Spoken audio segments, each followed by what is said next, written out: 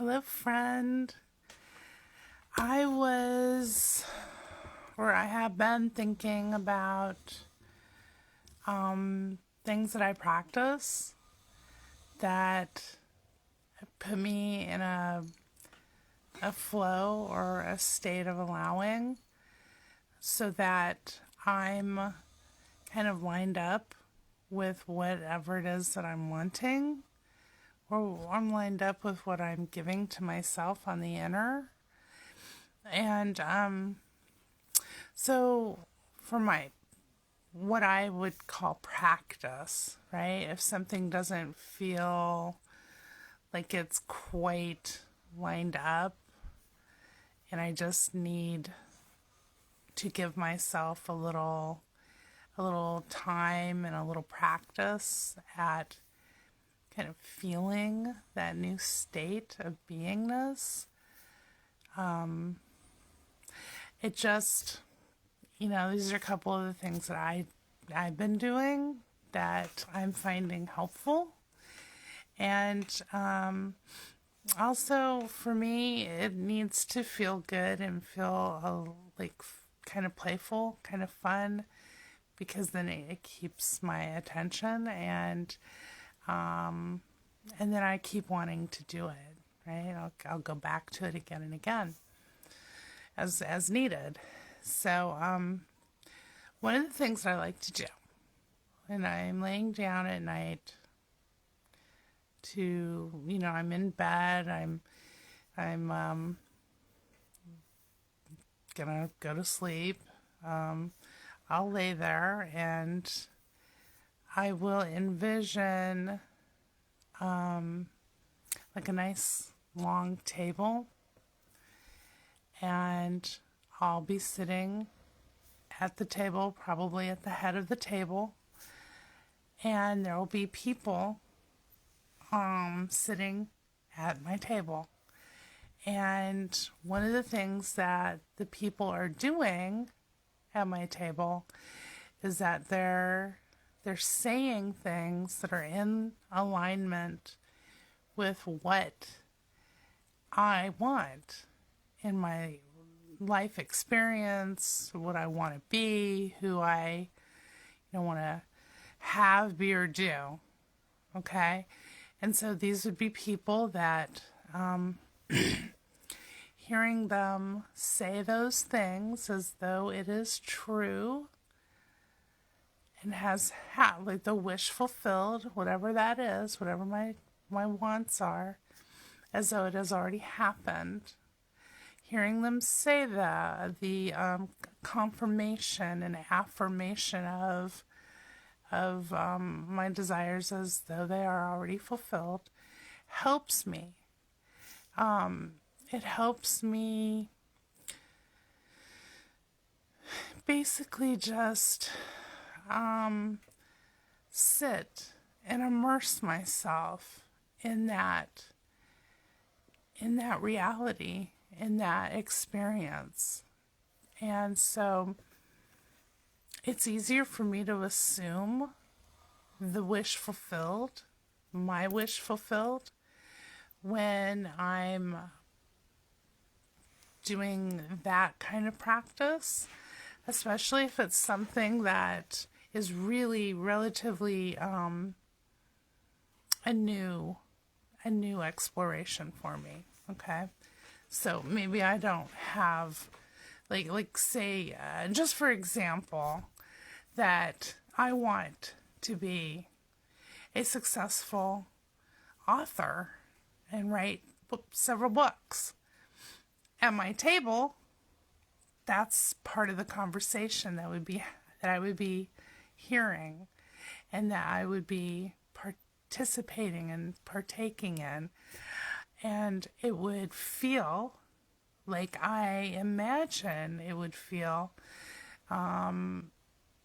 if I was really sitting with a group of friends or peers and they were talking to me about my new books and just things of that nature, or that they've read my books and that they love my books and that's helped them so much. And that would be one thing, you know. Something else could be, like, let's say that you have body desires, right? Like, let's say when you look in the mirror, you're not necessarily seeing what you want to be seeing.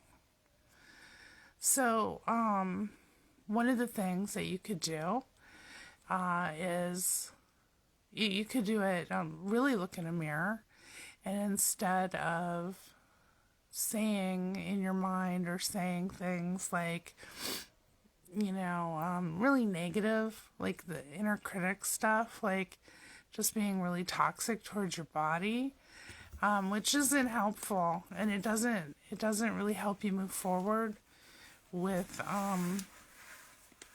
seeing, not just seeing yourself in the body that you desire, but to feel the beingness of you inhabiting the body that you desire, right? I think it's really important to practice feeling that you are living and dwelling and utilizing the body that you have with some love and grace and compassion, because this body is a physical manifestation of your, you know, for the 3D world, it's what you have to use while you're in your 3D world.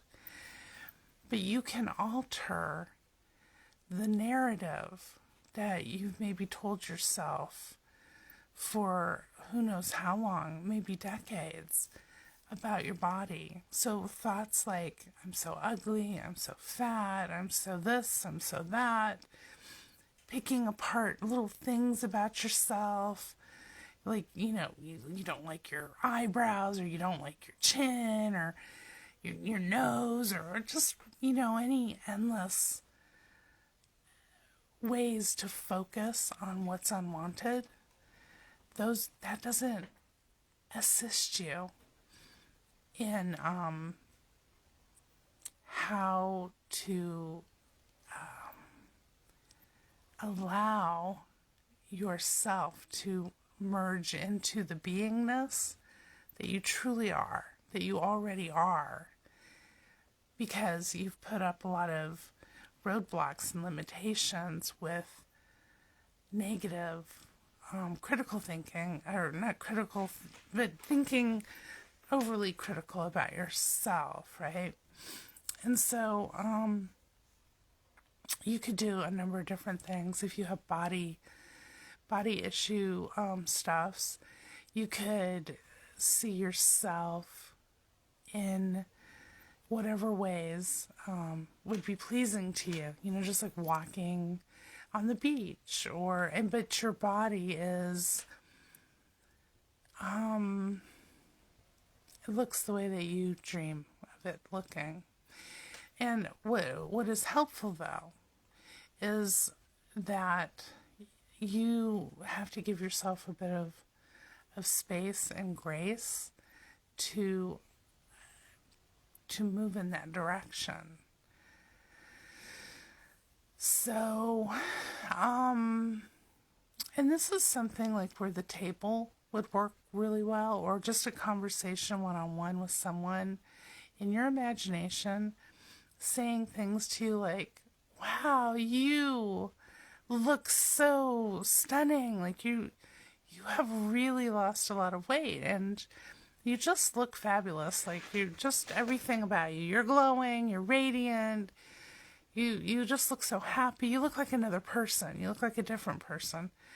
And, I mean, you can have whatever conversation about your body that feels really good to you. You can have that on the inner, with anyone, really, that feels like, somebody that you love and appreciate and respect. So when they're saying those things to you, back to you, it feels really good, and you practice getting used to hearing it. You practice getting used to seeing it. And, but something I like to do, because I used to feel really critical about my body, especially when I was younger, just so overly critical.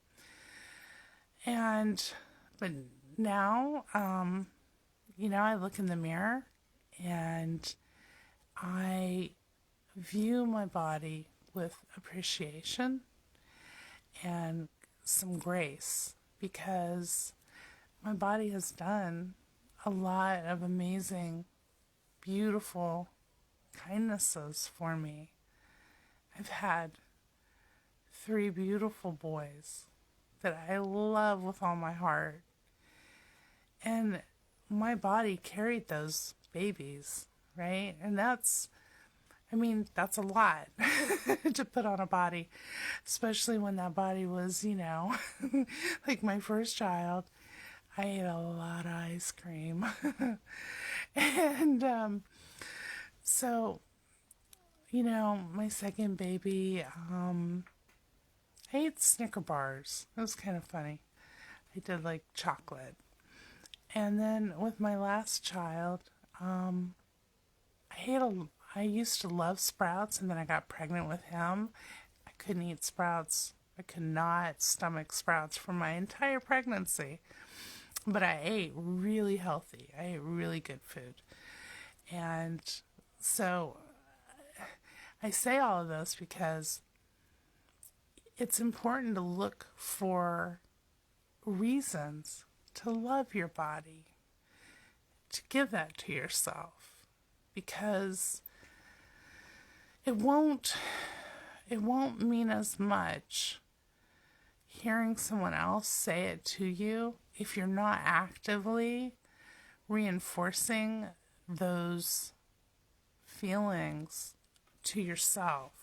So if you really feel strongly a sense of disgust or dissatisfaction towards yourself, that is a indicator that you're focused on what's unwanted, and you're going to perpetuate more of that showing up and that being your personal experience in your life, in your 3D life.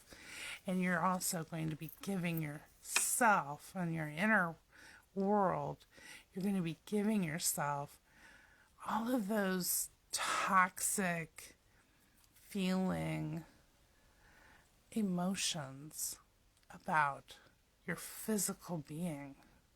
This is your physical expression of your inner beingness. Okay? And that's why it's so important not to treat your body like it's just something here for you to,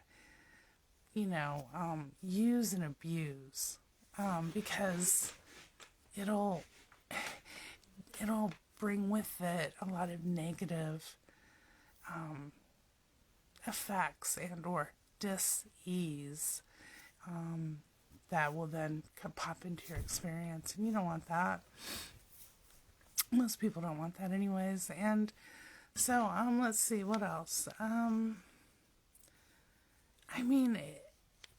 It's fun to just think about different things that you can do to make the practice of giving yourself what you want on the inner, to make it a game, to make it feel good, to make it feel fun, so that it's not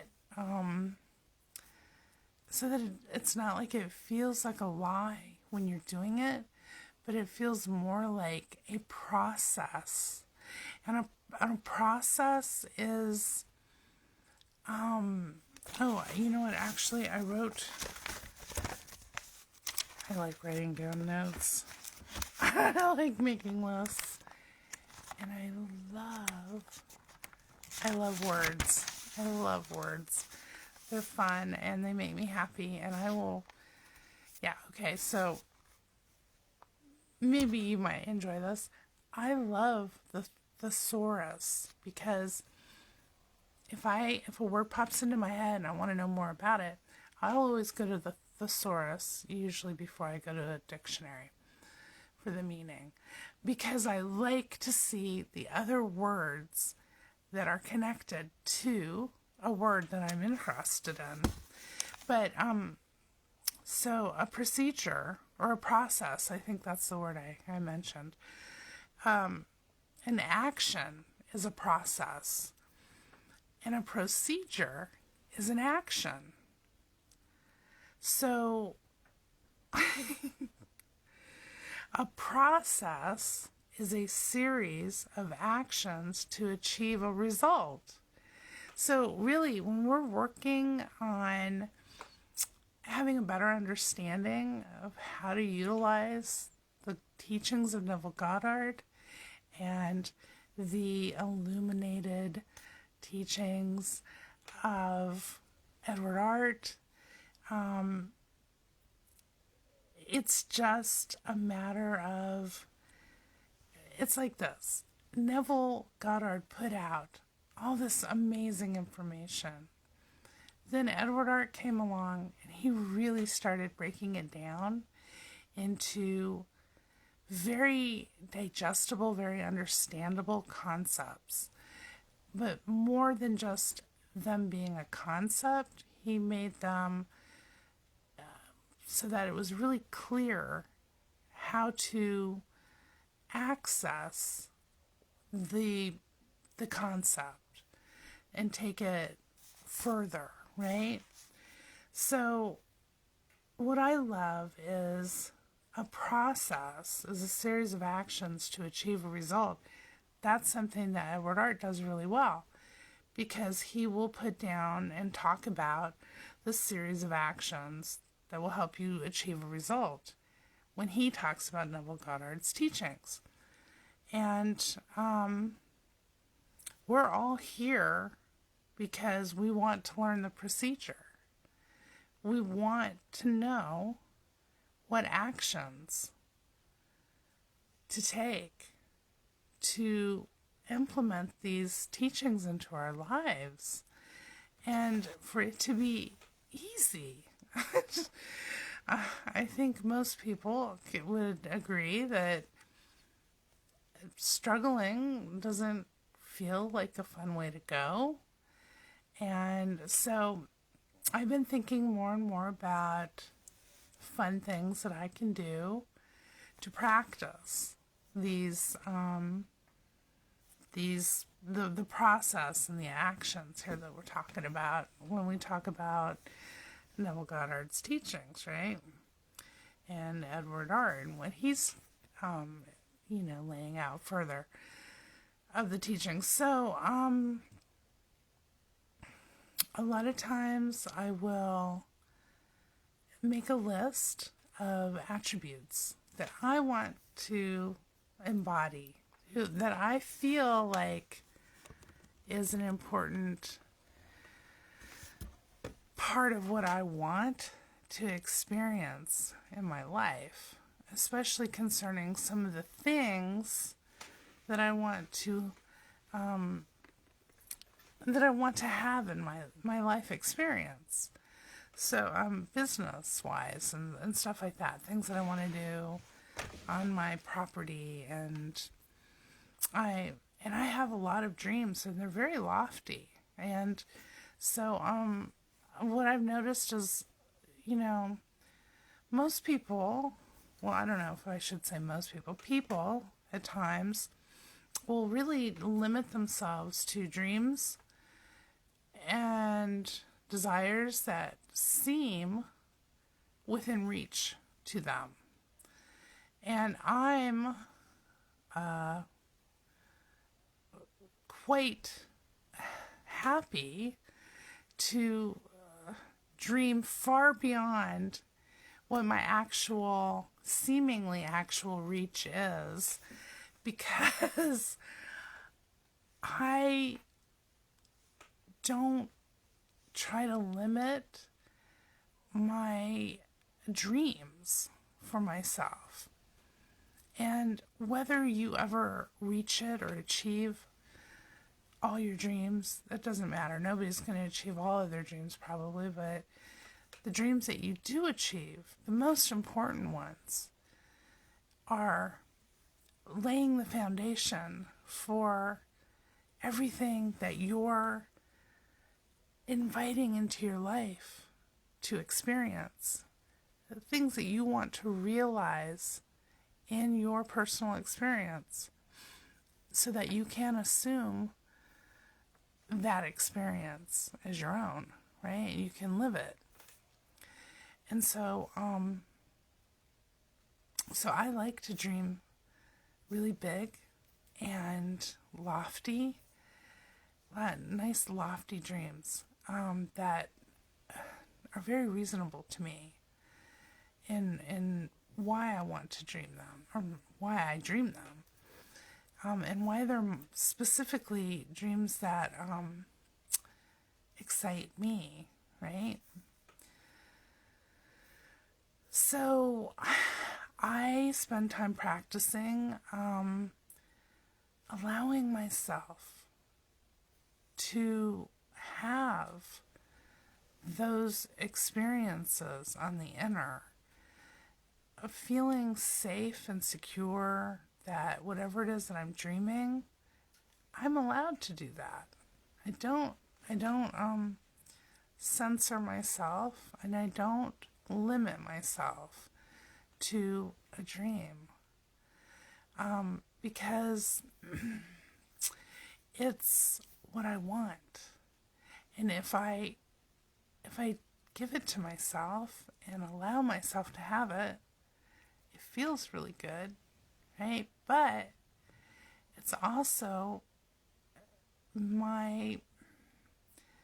it's like a flow and a show of faith and playful love that I'm willing to share this aspect of myself with my inner being. So if I were to never dare to dream something that I want to experience in my life, if I didn't give that to myself, I would be hurting myself ultimately, because I think that humans are designed to dream and imagine a great many things, more than just what's for dinner and what's the next menial chore on the list of chores that are endless, right? Or the next project on the list of never-ending projects that you want to get finished. For me, the dreaming of things that are lofty and important to me, if I give those to myself, I'm also feeling like I deserve that. Like I have the right to dream. If this wonderful human imagination is God, and it's the space that God inhabits within me, why wouldn't I want to take full advantage of experiencing what that means? And it's ultimately an exploration of not looping in desires unfulfilled, but expanding and unfolding in the wish fulfilled, so that every desire that comes along, I get to be a part of that, and I get to experience that. And what it does is it builds momentum. to the point where so many things begin just presenting themselves to you. And then, before you know it, your life has taken on this new momentum. And things are just all over the place. Just opportunities are coming your way. And so that's just one example of why I really love it. I'm not afraid to dream, and I'm not afraid to dream big. And I've always done this ever since I was in my early 20s, when I started having children, and I wanted to be the best mom I could be, the best person I could be. But I was also, so I started out with very personal aspirations and goals for myself. And then, but I'm also the type of person that I like to envision things making a life better. So not just for me, but for other people too, because I like to share and I like to network and communicate with people.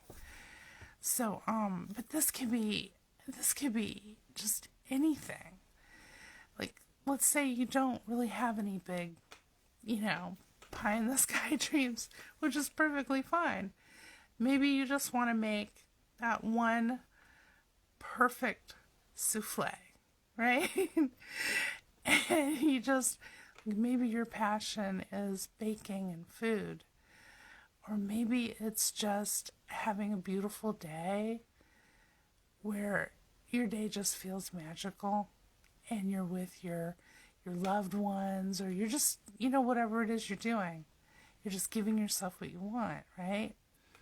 But you can do that at any time. You can do it before you go to sleep. I love to do meditations and visions and these little games before I get out of bed too. So I'll just be laying there and I won't even necessarily open my eyes. And I'll just start, giving myself what I want, and then seeing that expressed in the three-dimensional world. Or, but I tend to feel it first. I'll be feeling how good that feels first. And so that, I do feel a huge difference before I get out of bed in the morning if I have set things up for me to do those things. Like, it makes a difference in my day. And, and I'll go through my day with very little resistance or contrast coming at me from anyone or anything. And for me, that is a win-win situation, and I love that. But if something pops up and there's a little bit of resistance or contrast attached to it, I'm okay, right? Like, it's not knocking me off balance. It's not hitting any hot buttons, which is important because those buttons maybe used to be patterns or things that you would experience, triggers or whatever. But as you continue to use these teachings and being as literal as possible as you can with them, what you will find, or at least what I have found, is that the more I do that, the more everything just begins to shift into what it is that I'm wanting. And less and less of anything unwanted shows itself, which is incredibly soothing. It's it feels amazing to have day after day after day of this easy, light, flowing feeling in my experience. And it feels like what I expect and how I expect my days to feel. So that when something unwanted does pop up, I know that that's not part of my normal flow. And so if it's not in the flow, it has to go. and that's, to get to that point where you're just like, you feel good and you feel confident and you feel like you're in control of your life experience, then you just keep getting more and more of that. That feels really good. And again, that builds. That momentum will continue to build and build and build. So whether you just want a simple, easy, happy life, doing just the things that you love doing, you've got that. It's yours. It's totally it's done.